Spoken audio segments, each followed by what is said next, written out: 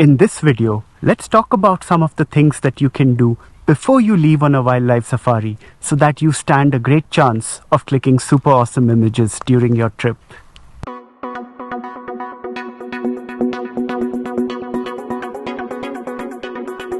Before you actually embark on your trip, you can spend some time researching the kind of creatures that you are likely to encounter during your visit.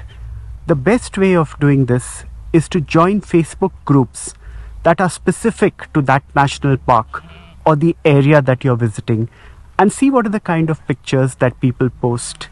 It's a good idea to stay in touch with these groups throughout the year so that you have a clear picture of the kind of creatures that one encounters there, and you can decide which is the best time for you to go. You can put together your camera gear depending on the kind of creatures that you are likely to encounter. If you're driving to this location, then it's a lot easier to just pack everything you have.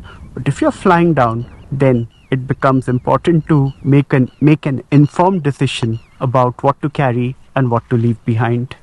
The next most important things that you need to research are where you're going to stay and who's going to be your guide. I always ensure that I'm never more than 20 minutes away from the place where I'm going to click pictures. I don't want to be more than 20 minutes away from the national park or the area that I choose to photograph in. And I always ensure that I have the best guide going around.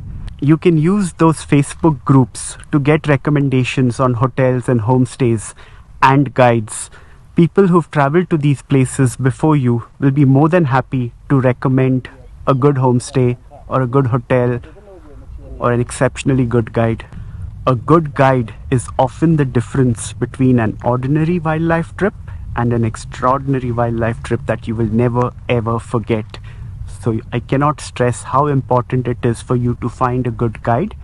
And if you're going to a national park that requires a jeep to get you in and show you around, it's also important, very important, that you get a recommendation on exceptionally good jeep drivers who understand photography so that they can position you with respect to the light. A lot of jeep drivers across the country are very proficient these days, working with a lot of photographers, photography buffs who just yearn for that awesome photograph. They make good recommendations on where you should position yourself and where you should wait according to the light at what time of the day. Listening to their suggestions is often the difference between ending up with ordinary pictures and extraordinary pictures, because they know about the creature and where to expect them. They know animal behavior, bird behavior. They can anticipate what the creature is going to do next.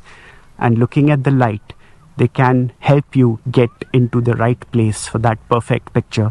So do respect their opinion every single time. During your first outing in that area, observe the direction of light in the morning and track it throughout the day. Along with tracking the direction of the sun, make a mental note of the creatures that you encounter and ask your guide if these creatures are often found in those locations. That way, you will have a list of the creatures that you would like to click, and you would know what time of the day is best suited to photograph them. For example, this spotted owlet in Bharatpur is against light through most of the day, except in the evenings. Light is the most important ingredient in photography. The best time to click pictures are early in the morning and late in the evening. You can use the rest of the day to track the sun and make this list of creatures that you would like to click. Make a list of where you find them and then what's the best time of the day to go and photograph them. That way you will end up with better pictures than if you just randomly go about clicking through the day. Sometimes you might encounter an exceptional subject during the harshest light of the day or at a time when the light is too low. There's not much you can do about these things because we as photographers have little to no control over the creatures that we encounter and the time of the day that we encounter them. So the best we can really do is ensure that we learn all the features and functions of our camera so that we can end up with the best possible pictures in any given lighting situation. And when we get those opportunities in exceptional light to create those awesome images, we are ready for it. Let me give you an example. This is Bharatpur Bird Sanctuary in Rajasthan. Here we have a main thoroughfare that extends down from the main entrance.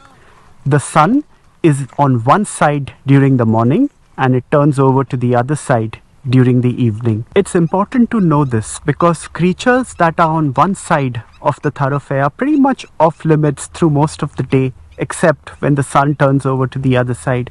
There are times when you can click that bit of side light and stuff, but through most of the time, that sun is going to be too glaring to get any good pictures of creatures that are on that side during that time of the day. But when the light changes over in the evening, that's the most awesome time to click those creatures in that light.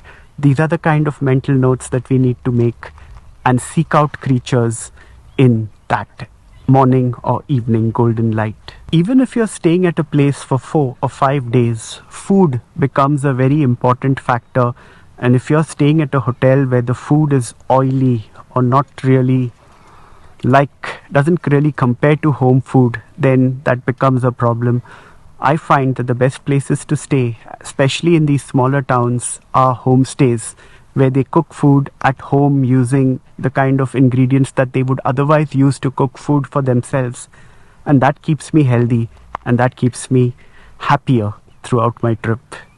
It's very important that your guide and your jeep driver show up on time. All the guides, jeep drivers, cycle rickshaw riders that I have worked with show up at least 15 minutes before time, demonstrating their commitment to the job that they do. Now you know a little more about the kind of research that you can do before you leave on a trip to maximize your chances of clicking better pictures.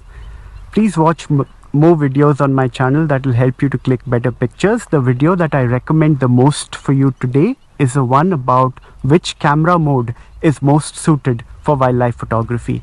In this video, I talk about the various camera modes and talk about the pros and cons of each so you can make an informed decision which way to go. I highly recommend you watch that video right now.